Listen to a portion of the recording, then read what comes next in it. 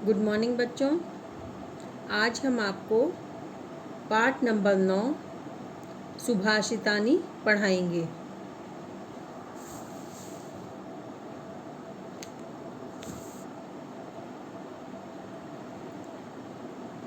क्षणस्य कणश्चैव विद्यामर्थं च चिन्तयेत्।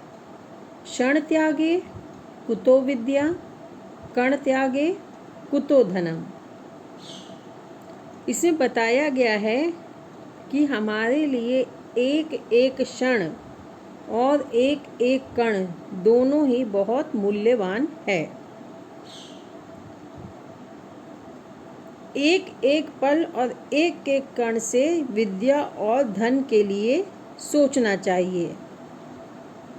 क्षण त्यागने पर विद्या कहाँ और कण त्यागने पर धन कहाँ। बच्चों, इस श्लोक में ये बताया गया है कि जिस तरह हम एक एक क्षण जब परिश्रम करते हैं तब हमको विद्या की प्राप्ति होती है और बिना परिश्रम के हमको विद्या नहीं प्राप्त होती है। ठीक इसी तरीके से जब हम एक एक पैसा जोड़ते हैं तो हमारे पास धन इकट्ठा होता है, और यदि हम ऐसा नहीं करते तो हम किसी भी तरह का धन एकत्रित नहीं कर पाते हैं। इसलिए हमको अपना समय व्यर्थ नहीं करना चाहिए, सदा परिश्रम करके विद्या और धन अर्जित करना चाहिए।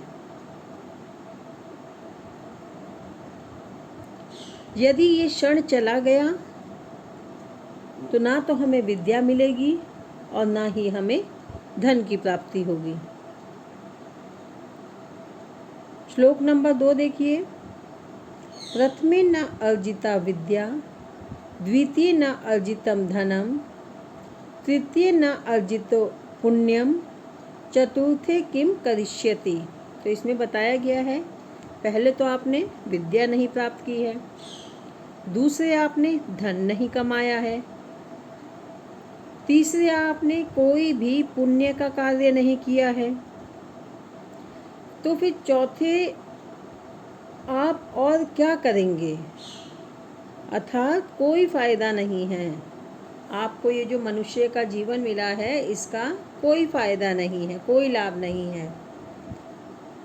इस एक जीवन में व्यक्ति को विद्या प्राप्त करनी चाहिए, धन कमाना चाहिए और पुण्य के कार्य करना चाहिए, तभी इस जीवन का लाभ है।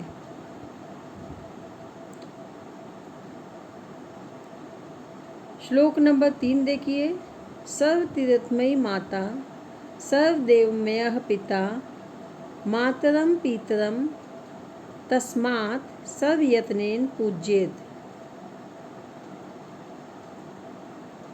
माता जो है सभी तीर्थों का रूप होती है और पिता सभी देवताओं का। इसलिए हमें अपने माता पिता की यत्नों से पूजा करनी चाहिए। इसमें कहने का अभिप्राय यह है कि हमें अपने माता पिता का सम्मान करना चाहिए और उनकी हमेशा देखभाल करनी चाहिए। आज के समय में बच्चे इस चीज़ को नहीं समझते हैं।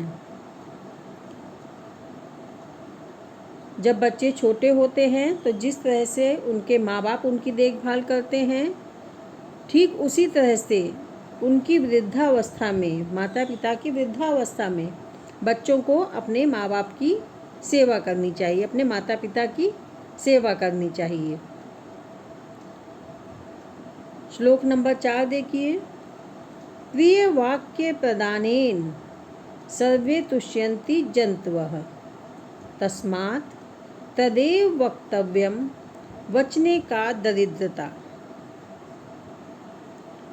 प्रिय वाक्येन प्रदानेन, प्रिय वाक्य बोलने से सभी लोग, सभी प्राणी संतुष्ट हो जाते हैं। इसलिए हमें प्रिय वचन ही बोलना चाहिए। और इसमें कैसी दरिद्रता, अर्थात हमको सभी से प्रेम से बोलना चाहिए। और प्रेम से बात करने से सभी खुश रहते हैं और एक दूसरे का सम्मान करते हैं। इसलिए हमें ऐसा करने में किसी तरह की कोई कंजूसी नहीं दिखानी चाहिए। यदि हम छोटे बच्चों से प्यार से बोलें, बड़ों से प्यार से बोलें, सम्मान से बात करें, तो सभी हमारे अगल बगल और आगे पीछे सभी प्रसन्न रहेंगे। श्लोक नंबर 5। सत्यम ब्रूयात् प्रियम ब्रूयात्, न ब्रूयात् सत्यम अप्रियम, प्रियम च न अनृतम, ब्रूयात् एष धर्मः सनातनः। सत्य बोलना चाहिए, सत्यम ब्रूयात् प्रियम ब्रूयात्, और प्रिय बोलना चाहिए। हमें हमेशा सत्य बोलना चाहिए और प्रिय बोलना चाहिए। अप्रिय सत्य नहीं बोलना चाहिए। वो सत्य जो अप्रिय है, जो किसी को तकलीफ दे, परेशानी पहुंचाए, वो हमको सत्य ऐसा नहीं बोलना चाहिए। और प्रिय झूठ नहीं बोलना चाहिए। ऐसा झूठ जो तकलीफ पहुंचाए, हमको ऐसा झूठ नहीं बोलना चाहिए। यही सनातन धर्म है। हमें हमेशा सत्य बोलना चाहिए और प्रिय बोलना चाहिए, और अप्रिय सत्य नहीं बोलना चाहिए। ऐसा सत्य जो किसी को कष्ट दे, किसी को समस्या पहुंचाए, ऐसा सत्य हमको नहीं बोलना चाहिए। और प्रिय झूठ नहीं बोलना चाहिए। हमको इस बात का भी हमेशा ध्यान रखना चाहिए कि हमको किसी से अच्छा झूठ नहीं बोलना चाहिए, क्योंकि इससे बहुत नुकसान हो सकता है। और यही सनातन धर्म है। जाड्यम धियो हरति सिंचति वाची सत्यम, मनोन्नतिम दिशति पापम अपाकरोति, लक्ष्मीम तनोति वितनोति च दिक्षु कीर्ति, सत्य संगति कथय किम न करोति पुंसाम। तो बच्चों, इसमें ये बताया गया है कि सत्य संगति यानी आपकी अच्छी संगत बुद्धि की जड़ता अर्थात बुद्धि की मंदता को दूर करती है। यदि आप अच्छे लोगों में उठेंगे, बैठेंगे, वहाँ बातचीत करेंगे, तो आपके अंदर अच्छी आदतें आएंगी। ऐसा करने से वाणी में सच्चाई उत्पन्न होती है, आपका मान बढ़ाती है और पापों को दूर करती है। यदि आप सत्संगति करते हैं, अच्छे लोगों में उठना बैठना सब करना, तो आपके अंदर एक अच्छाई आती है और आपका सम्मान भी बढ़ता है और सारे बुरे कर्मों से आप दूर होते हैं। ऐसी स्थिति में आपकी लक्ष्मी की वृद्धि होती है और चारों दिशाओं में आपका यश फैलाती है। तो बताइए, सत्संगति व्यक्तियों का क्या नहीं करती? अर्थात सत्संगति व्यक्ति का सब कुछ करती है। और जो भी व्यक्ति सत्संगति से में रहता है वह हमेशा सुखी रहता है। इसीलिए हम लोगों को अच्छे लोगों की संगत करनी चाहिए, अच्छा व्यवहार करना चाहिए। ऐसा करने से सभी हमें प्यार और सम्मान देते हैं और हमारे सारे पाप दूर होते हैं, हमारी लक्ष्मी की वृद्धि होती है और चारों दिशाओं में हमारा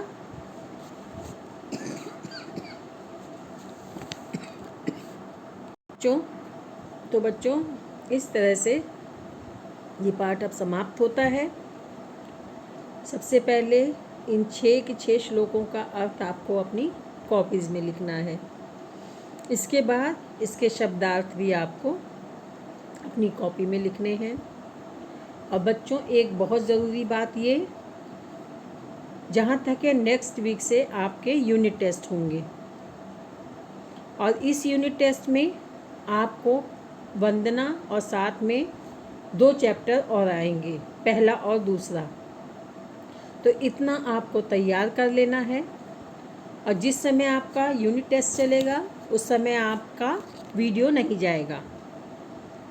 तो आप अब अपनी तैयारी करिए यूनिट टेस्ट के लिए और ये टेस्ट आपको एक पतली कॉपी बनाकर, एक पतली सी टेस्ट कॉपी लेनी है आपको, और उसमें जो भी हम यहाँ से पेपर भेजेंगे, ये टेस्ट आपके ऑनलाइन होंगे।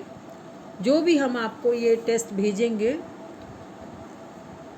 तो जब सारे टेस्ट समाप्त हो जाएंगे, पूरा आपका टेस्ट जब समाप्त हो जाएगा, तो उसके नेक्स्ट डे आकर सारी कॉपीज़ एक साथ लाकर आपको डेट बता दी जाएगी। आप आके वो स्कूल में हार्ड कॉपी यानी ये टेस्ट कॉपीज़ वो आके जमा करेंगे। तो सभी बच्चे बहुत ध्यान से इस बात पे ध्यान दीजिए, क्योंकि ये नंबर आगे जुड़ने हैं आपके।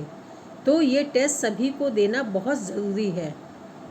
तो एक वंदना और 2 पाठ साथ में, जो भी पहला और दूसरा पाठ है,